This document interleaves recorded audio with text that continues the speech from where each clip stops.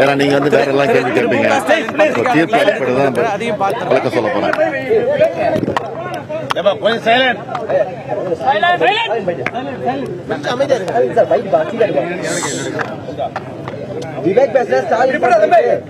நீண்ட ஆண்டுகளுக்கு பிறகு, குறிப்பாக 21 ஆண்டுகளுக்கு பிறகு நீதி நிலைநாட்டப்பட்டிருக்கு.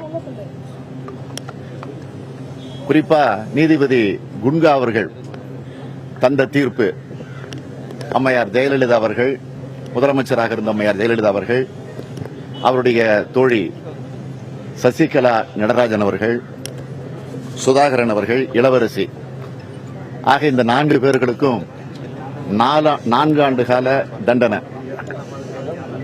முதலமைச்சராக இருந்த ஜெயலலிதா அவர்களுக்கு 100 கோடி ரூபாய் ஃபைன், மற்ற மூவர்களுக்கு 10 கோடி ரூபாய் ஃபைன். ஆக இந்த தீர்ப்பு இப்பொழுது நிலைநாட்டப்பட்டிருக்கு.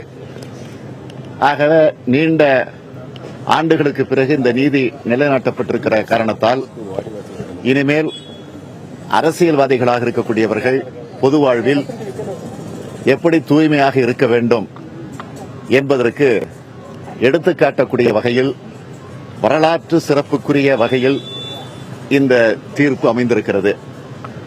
எனவே தீர்ப்பு வந்திருக்கக்கூடிய இந்த நேரத்தில் தமிழகத்தினுடைய ஆளுநராக இருக்கக்கூடியவரை நான் இந்த நேரத்தில் கேட்டுக்கொள்ள விரும்புவது, தீர்ப்பு வந்துவிட்ட காரணத்தால் உடனடியாக ஒரு நிலையான ஆட்சியை தமிழகத்தில் உருவாக்குவதற்கு அவருக்கு இருக்கக்கூடிய அந்த உரிமையின் அடிப்படையில், அரசியல் சாசன சட்டத்தின் அடிப்படையில் உடனடியாக ஒரு நிலையான ஆட்சியை உருவாக்கி தருவதற்கு கவர்னர் அவர்கள் நடவடிக்கை எடுக்க வேண்டும் என்று நான் வலியுறுத்தி வற்புறுத்தி திராவிட முன்னேற்ற கழகத்தின் சார்பில் கேட்டுக்கொள்கிறேன்.